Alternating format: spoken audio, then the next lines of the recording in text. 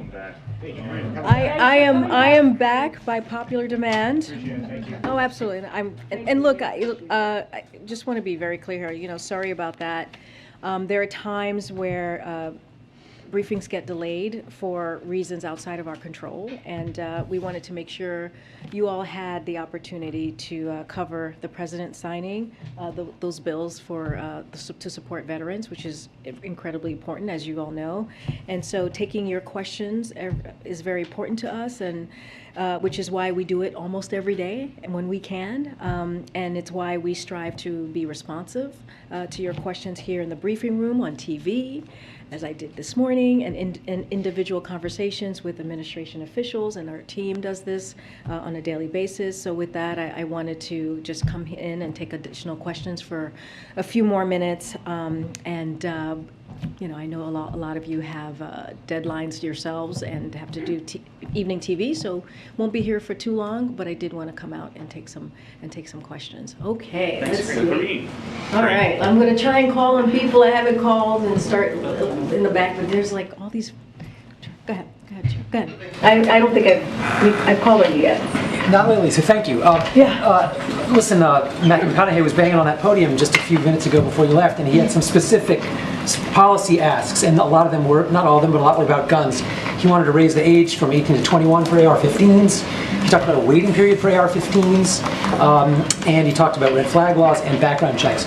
So my question is, you and the president have made very generalized comments lately about doing something. Why won't he demand one of those things be in an overall package?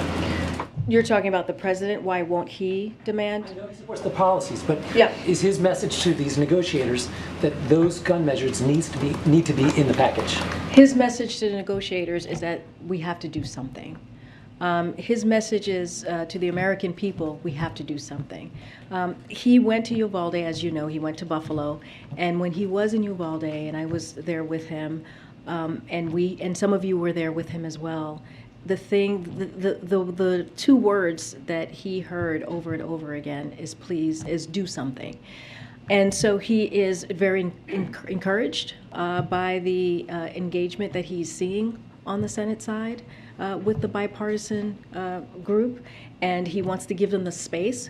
We're not going to negotiate from here on what should be in the package, what should not be in the package, but we believe it's a step forward. The president's going to continue to call for and fight for all of the comprehensive components to prevent gun violence that he talked about on Thursday. That will not stop. He's going to continue to do that, but we're just not going to negotiate from here. John Cornyn, in his public comments, was talking today on the Senate floor about really hardening doors at schools and these sort of items. If the package only has that and not one of these specific gun measures, will it be a success? Again, I'm not going to negotiate from here. We're going to give them some space. It's a bipartisan conversation that's happening. It's going to be a bipartisan agreement. We see, or we feel, and Senator Murphy is very optimistic, and he has said this is the most optimistic that he has been in some time. And he came in, as you know, and gave an update to the president. So we're going to see how this conversation continues to go. Karine. Thank you, Karine. Why do you think it is that 83% of people polled by the Wall Street Journal say the economy is poor or not so good? So when it comes to consumer confidence, is what you're talking about there, we know that can reflect concern and uncertainty about higher prices. People feel the effect of high prices when they go to the grocery store and they feel they're up their gas tank, which the president understands very personally when he was growing up, and understanding how when prices elevate even just a bit, how much that can hurt a family, how much that can really affect someone's household. But the fact is, we are in a fundamentally different place compared to when the president took office and compared to this time a year ago. And so, during this presidency, people felt uncertain about the economy generally, but they actually felt as good about their personal financial situation as they ever have, according to the Federal Reserve survey, with nearly 80% of adults reporting that they are financially comfortable. So that matters as well. But to the point about, you're saying that people feel good about their personal financial situation. High gas prices, people can't get baby formula, the supply chain is messed up. everything is more expensive. Where's the good part? So the survey that I just read off started in 2013, and that is the first time that we saw numbers like this since 2013. So that does mean something. Just like you gave me 83%. I understand that. I'm giving you newer than 2013. 61% are saying now in this Wall Street Journal poll they are generally pessimistic about people having an opportunity to achieve the American dream. How's that going to look on a bumper sticker? I guess what I'm trying to say, Peter, is that we understand that people are feeling this. They are feeling the increase of prices, which with food in particular right now, and gas. That is something that we understand. What I'm trying to say to you is that the economy is in a better place than it has been historically. And so we feel here at this administration, and other experts as well, is that we feel that we are in a good position to take on inflation. We are in a good position to really start really working on lowering prices. We leave that piece to the Federal Reserve.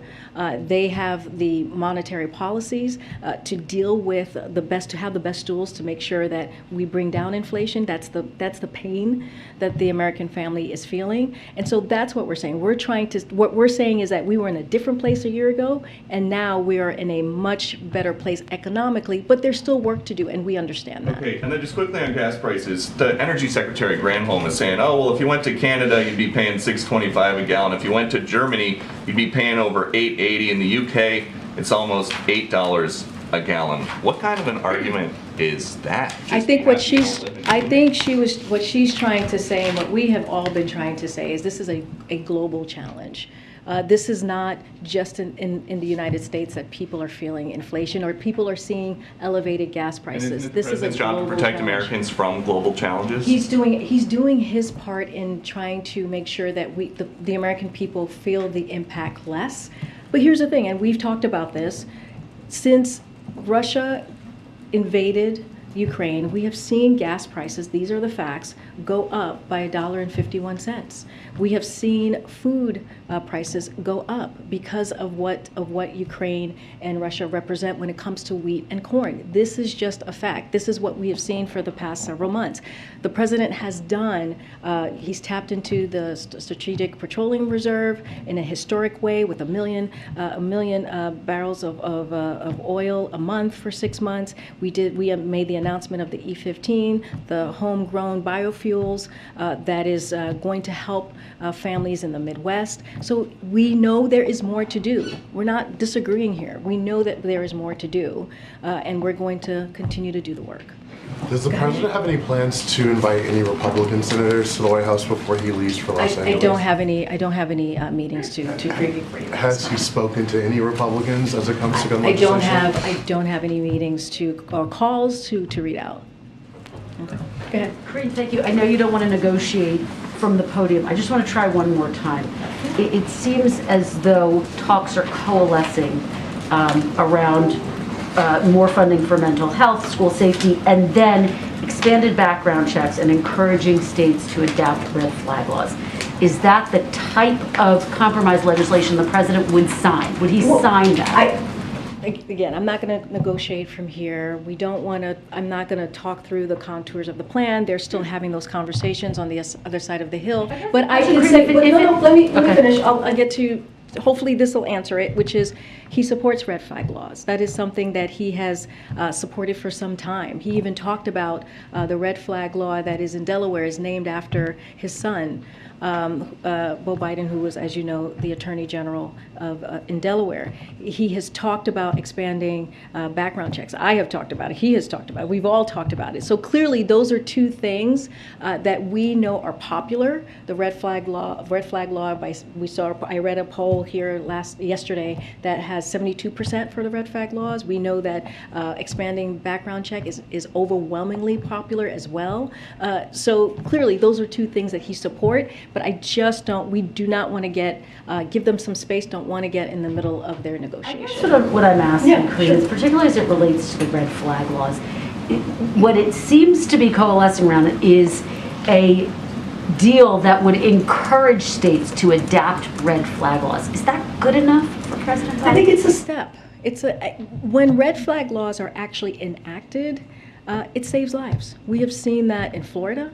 We've seen that in other states across the country. In California, there's been cases where the red flag law has actually saved lives. And we understand not every component of what the president is calling for is going to stop every tragedy. But we have to take the steps. We have to move forward. We have to do something. There's been so much focus on the legislation. Is President Biden considering any new executive actions? You know, the president said this himself. If there is any way or any other new actions that he can take, he will. His team Considering it? There's nothing that I can preview for you at this time. I know the team is looking at that. We just don't have anything for you to share at this time. Let me ask you on Roe v. Wade, if I might. We are anticipating the Supreme Court will render its final decision on Roe v. Wade, and based on, of course, that leaked draft report, it appears as though the court is poised to overturn Roe v. Wade. What, if any, groundwork is this administration laying to ensure that women who want or need abortions can still have access to them? Look, protecting the constitutional rights of Americans afforded by Roe for nearly 50 years, ensuring that women can make their own choices about their lives and bodies and families is something that the president and the vice president support.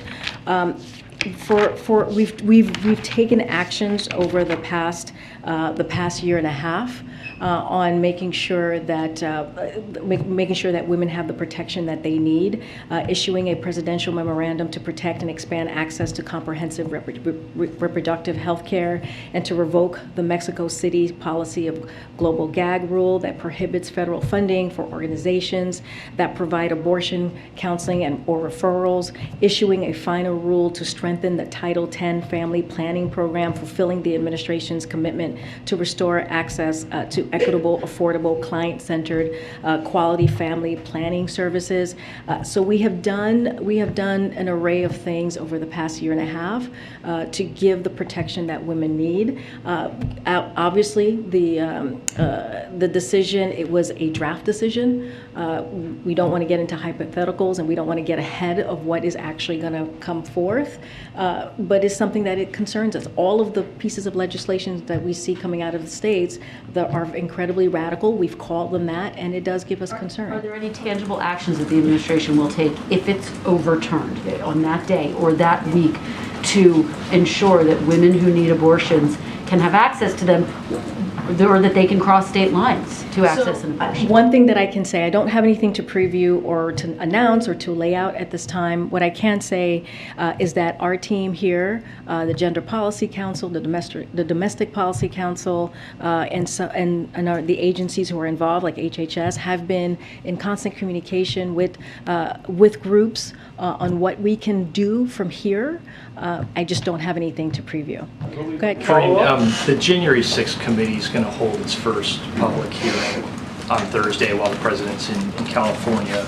Do you expect the president to get briefed on what the committee has found in its investigation, if he hasn't already? And how is he looking at these hearings? Does he see this as something that will move the needle in how the public perceives what happened on that day? So as you know, we're leaving, as you were kind of alluding to, tomorrow. We're going to go to LA. The president's going to have a very busy week.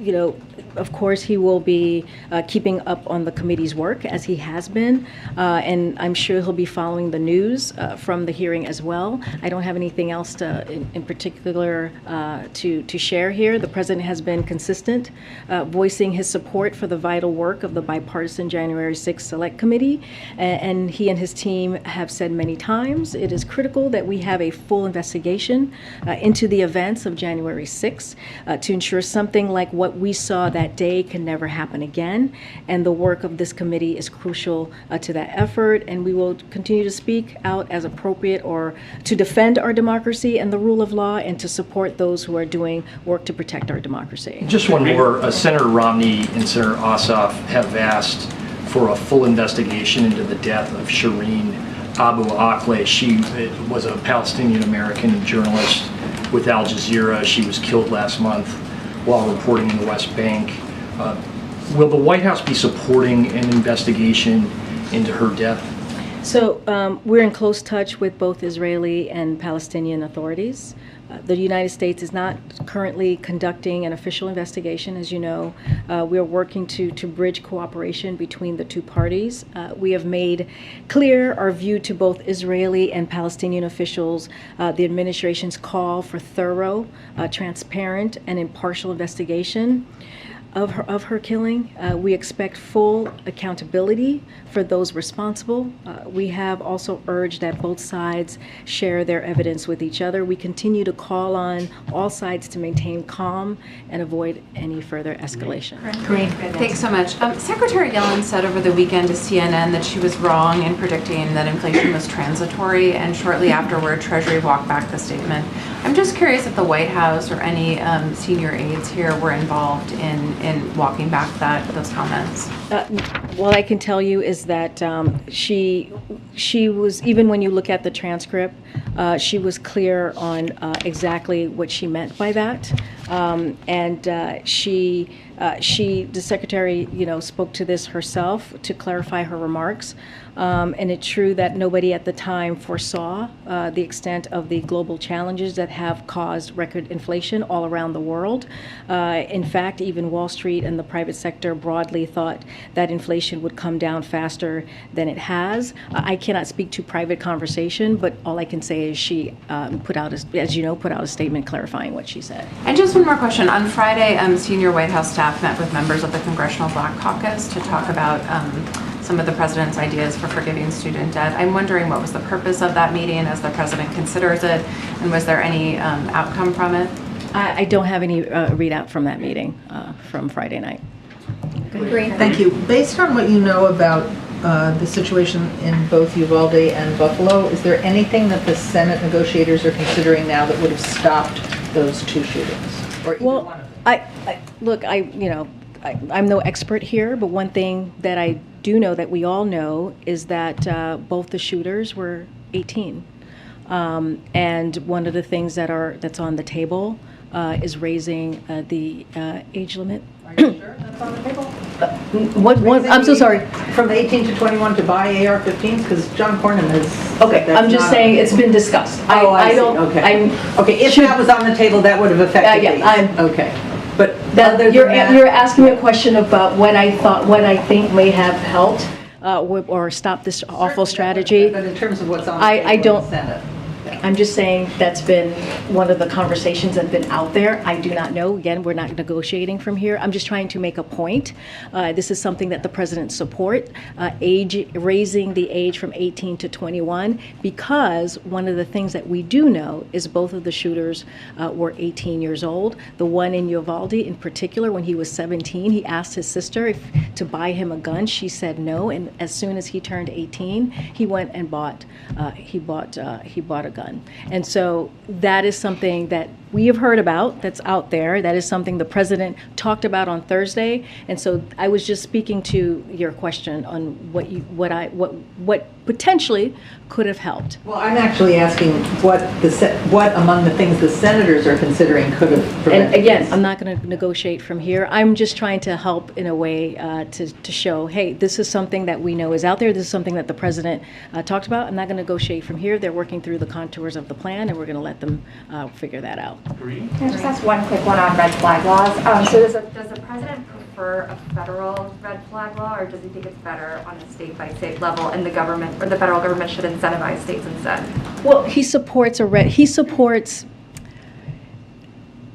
I want to be really careful here, because we're not going to negotiate from here, right? We are going to we're going to give them the space to come up with the contours of the deal, and we're just going to give them that space. What we're saying is we support the red flag law. The president has talked about it. I'm not going to go into the nitty-gritty of what that looks like. We're going to let the negotiators figure that out. Thanks, Karine. First, or two questions. First, can you commit that going forward, if there's a guest or a celebrity here, that you would ensure that they would stay at the podium and take questions from reporters after they speak? That they're a guest. That is not for me to ensure. Try to have them stay and take questions. Karen, they're a guest of ours. It is up to them if they want to take questions or not. We respect them and what they want to do. Matthew was here, and when he was done, he said thank you, and he walked away. That really is up to him. And on COVID, last week, a guest, Dr. Shah was here, but he did take Well, that's a little different. He works here. Yes. But he said that what keeps him awake at night is that the U.S. will run out of vaccines, not have enough of the next generation of vaccines, run out of treatments and tests in the fall. This is something he has been saying a lot in interviews recently. But can you give us an update on where the COVID funding talks stand on the Hill in terms of what the White House is doing right now? What officials are meeting with lawmakers up there? Has there been any progress? Has the president talked with lawmakers about this? And is this getting overshadowed with the conversations that are happening right now on the gun talks? It's a very good question. Look, just to kind of reiterate a little bit of what Dr. Jha has said, is without additional funding, we are unable to purchase life-saving treatments for the American people, including our most vulnerable. We've already cut down on our purchase of treatments for high-risk Americans. Imagine a 13-year-old with a heart condition who may not be able to access preventive treatment to stay safe from a life-threatening illness. We're losing our spot in line while other countries are moving forward and buying next-generation vaccines for all Americans that may be needed in the fall and winter. So I think that's what he's talking about when he says he's losing sleep. When we think about the path forward and how we're going to get to where we need to be, we're working closely with members of Congress on a bipartisan basis to drive a path forward on COVID funding, and the president is committed to getting it done. And so Dr. Jha and OMB director have been on the Hill having those meetings. So the president deals with multiple things at a time. So this is still very much a priority. So we will continue doing our part to protect the American people. We will use the few funds we have remaining to continue getting testing, treatments, and vaccine out to Americans for as long as we can. We will continue to work the phones, hold briefings, and make our case publicly and privately with lawmakers, imploring Congress to act immediately to act on our long overdue COVID needs. And at the end of the day, it's Republicans in Congress. They need to act. They have to answer to the American people. If they can't get the vaccine treatments and tests that we will need come fall. So, we're going to continue doing the work. The work doesn't stop. Karine? Oh my gosh. Back here. Yeah, SV? thank you. Yep. Following up on the January 6th question, there have been Republicans, prominent Republicans, as well as outside groups who are already making a concerted effort to downplay the entire thing before a single word has been said about in the hearings. Has the president, what are his thoughts about that? And has it made any efforts to reach out to Kevin McCarthy, to Mitch McConnell about, hey, this is important, we ought to be on the same page with this? So the president has been really clear, right? He supports the bipartisan effort, the January 6th Select Committee bipartisan effort, but we're not going to get involved. That is something that is independent and needs to stay independent. It is important to protect our democracy. That is something that the president, what happened on January 6th was a very dark day in our democracy. And so we have to continue to find ways to protect it. So he supports what they're doing. We're not going to get involved. It's an independent committee. Karine, back here. Yeah, so you said that we're in a stable economic, or we're transitioning to a stable economic growth. The Treasury Secretary also testified today we're going to a stable economic growth. What exactly is a stable economic growth? I think the way that we're looking at it is just the data, just what we have seen in this past year. I think people forget what the president inherited when he walked in. You had 20 million people who were collecting unemployment benefits. You had unemployment was at more than 6%. And the work that he did with the American Rescue Plan, getting that done, and Democrats, only Democrats voting for it, helped get the economy moving, helped get the economy growing. And so the way we see it is that we are in a strong place. The U.S. economy may grow faster this year than China's economy for the first time since 1976. With the right policies, we are confident that the U.S. can transition from recovery to stable, steady growth and bring down inflation without giving all of these historic gains that I just laid out. 8.7 million new jobs in this past year and a half. And so one of the things that we have been very clear about is giving the Federal Reserve the independence to deal with inflation, and they are committed to it. We are committed to it, and they have the strongest tools to come up with monetary policy to get that done. Is that GDP growth like under the Obama administration, 1.5%, 1.8% for the year? I mean, I'm not going to get into like the specifics of GDP growth, but what I can say is the numbers, the data that we have seen just on job growth, for 390,000 jobs in the month of May. What we have seen is historic numbers. We are in a historic place in history, historic place right now as we look at where we are with the economy. Very, very different than where we were a year ago. And that is because of what the president has been able to do with a comprehensive plan to get people vaccinated, with a plan to get people back to work. Remember, and I know some of you know this, schools were closed when he entered the administration. Businesses were closed when he entered the administration. The economy was in crisis. We are in a different place. That's how we see this. Real quick one, are we in recession then? Because the Atlanta Fed GDP now looks at a snapshot. It's 0.9%. It's gone down from 1.9 to 1.3 for the second quarter. 2 quarters in a row of negative growth is a recession. So are we there, and how close?